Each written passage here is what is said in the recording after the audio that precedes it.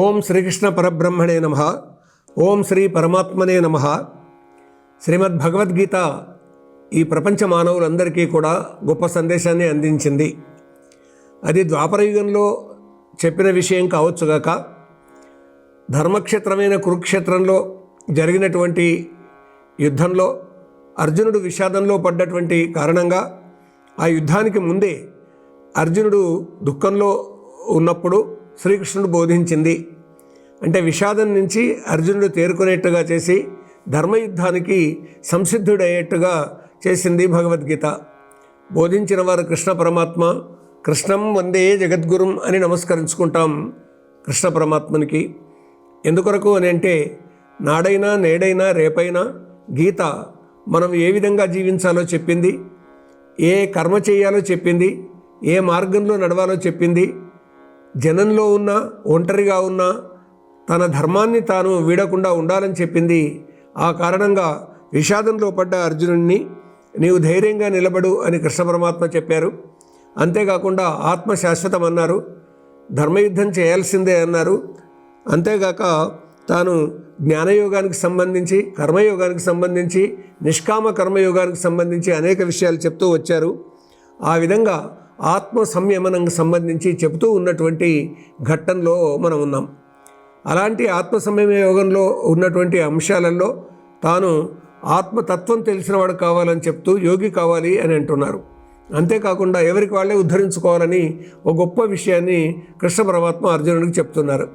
మనల్ని ఎవరో ఒకరు వస్తారు ఉద్ధరిస్తారు అనేటటువంటిది కాకుండా మన శక్తి సామర్థ్యాలతోటి మనం నిలబడాలి, మన నైపుణ్యాలు సంపాదించుకోవాలి, మన కర్మ మనం చేయాలి, మన విజ్ఞానాన్ని మనం పొందాలి, తద్వారా మనం వికసించాలి అనేది చెప్తూ ఏమంటారంటే ఉద్ధరేదాత్మనాత్మానం ఆత్మానమవసాదయేత్ ఆత్మైవైహ్యాత్మనో బంధు ఆత్మైవ రిపురాత్మనః.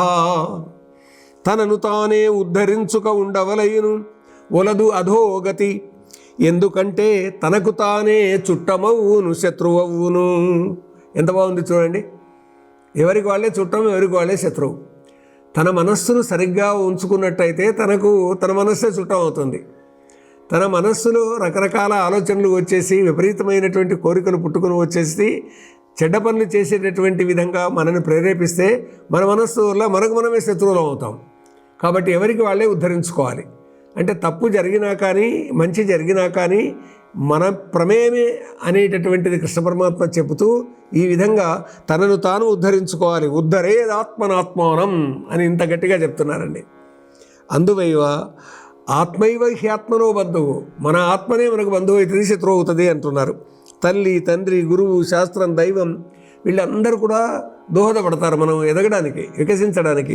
స్నేహితులు కూడా వారు దారి చూపిస్తారు. కానీ నడవాల్సింది తానే. నీళ్ల దగ్గరికి గుర్రం వచ్చిన తర్వాత నీళ్లు తాగాల్సింది గుర్రమే కదా, గుర్రపు యజమాని కాదు కదా. అందువల్ల మంచి చెడు అనేటటువంటిది మన మీదనే ఆధారపడి ఉంటుంది. మనస్సుతో ఆలోచన చేయడం, కళ్ళతో చూడడం, చేతులతో పని చేయడం, కాళ్ళతో నడవడం, చేరాల్సిన గమ్యానికి చేరడం. ఎవరో వచ్చి చేయరు కదా ఈ పనులన్నీ చేసేది ఎవరు? ఎవరికి వాళ్ళమే మనమే చేసుకుంటాం. కదలని వాడిని ఎవరు కదిలిస్తారు లోకంలో? కాబట్టి సోమరిపోతులు అయితే ఏమవుతుంది? ఒక సామెత ఉందండి జానపదులలో, ఏడేసిన గొంగడి ఆడనే ఉంది అని. అంటే ఏడేసిన గొంగడి ఆడనే ఉంది అని అంటే సంసారం సాగడం లేదు, పని నడవడం లేదు, వ్యవసాయం పని కావడం లేదు, ఏదైనా ఇతర వృత్తుల పనులు కావడం లేదు అని అంటే కదిలితే కదా పని అయ్యేది. మనస్సులోకి ఆలోచన రావాలి, పని చెయ్యాలి అనేటటువంటిది మనం దృష్టిలో పెట్టుకోవాలి. అందరూ సోమరిపోతులు అయిపోతే ఎట్లాగా? కాబట్టి తాను సోమరిపోతాయి పని కావడం లేదనుకుంటే ఎట్లాగా? లోకమంతా పని చేయడం లేదు అని ఒకడు ఊరికే తిడుతున్నాడంట.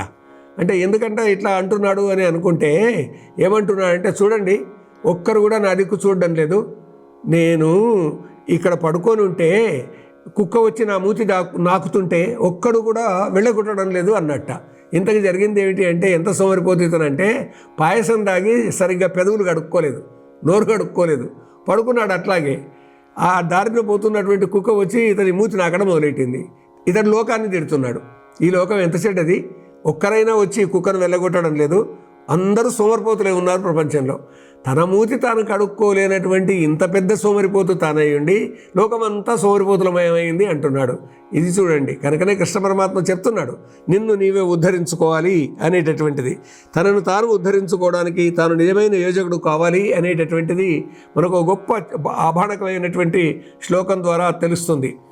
అమంత్రమక్షరం నాస్తి నాస్తి మూలమనౌషధం అయోగ్య పురుషో నాస్తి యోజకస్తత్ర దుర్లభ అని. మంత్రం కాని అక్షరం లేదు, ఔషధం కాని వేరు లేదు, యోగ్యుడు కాని మానవుడు లేడు. కానీ ఈ అక్షరానికి ఈ మంత్రార్థం ఉన్నదని, ఈ వేరు ఈ ఔషధానికి ఉపయోగపడుతుంది అని, ఈ వ్యక్తిలో ఈ యోగ్యత ఉన్నదని గుర్తించే యోజకుడు కావాలి. ప్లానర్ అంటాను చూడండి, అలాంటి ప్లాన్ వేసి ఇతడు ఈ పని చేయగలుగుతాడు, ఇతడు ఈ పని చేయగలుగుతాడని ఆ పనిని అప్పచెప్పి చేయించేటటువంటి ప్రణాళికావేత్త కావాలి, యోజకుడు కావాలి. యోజకస్తత్ర దుర్లభ అని. అందుకే స్వామి వివేకానందులు ఏమంటారంటే, అవని చల్లినదెద్దియో అదియ పండు కారణంబును బట్టి ఏ కార్యముండు చెడ్డ చెడ్డకు మంచి మంచికిని కలుగు దీని తప్పించుకున్నట్టు తెరువులేదు. ఈ భూమి మీద మనం ఏ రకమైన విత్తనాలు చల్లితే ఆ రకమైనటువంటి చెట్లే వస్తాయి. మన మనస్సులో ఏ రకమైనటువంటి ఆలోచన ఉంటే పనులు అదే విధంగా జరుగుతాయి. మన మనస్సులో చెడ్డ ఆలోచన ఉన్నట్టయితే ఫలితం చెడ్డగా వస్తుంది. మన మనసులో మంచి ఆలోచన ఉన్నట్టయితే ఫలితం మంచిగా వస్తుంది. కాబట్టి ఈ విధానాన్ని తప్పించుకోవడానికి ఏ అవకాశం లేదు. అంటే కార్యకారణ సంబంధంతో పనులు ప్రపంచంలో జరుగుతున్నాయని అర్థం. ఓ కార్యం జరుగుతుంది అంటే దాని వెనుక ఒక కారణం ఉన్నది, ఆ కారణం ఉన్నది అంటే కార్యం జరుగుతుంది. కాబట్టి సోమరిపోతులు కాకుండా నిష్ఠతోటి ముందుకు నడిచి తనను తానే ఉద్ధరించుకోవడం అనేటటువంటి చేసినట్టయితే ఆ మనిషి తనను తాను ఉద్ధరించుకుంటాడు, వెలుగుతాడు, చక్కగా నిలబడతాడు. అంతేకాకుండా 10 మందికి తనకు మార్గదర్శకుడు అవుతాడు. కాబట్టి సామర్థ్యం సంపాదించాల్సిందే, నైపుణ్యం సంపాదించాల్సిందే. ఆ నైపుణ్యంతో అనేక విధాలైనటువంటి తన ధర్మానికి సంబంధించిన కర్మ ప్రవృత్తులను చెయ్యాలి. ఇదండి గీతాబోధ. కాబట్టి అర్జునుడు తప్పకుండా ధర్మయుద్ధం చేయాల్సిందే, విజయం సాధించాల్సిందే. ఇది కృష్ణ పరమాత్మ సందేశం. ఈ విధంగా గీతా సందేశం వింటూ ఉందాం.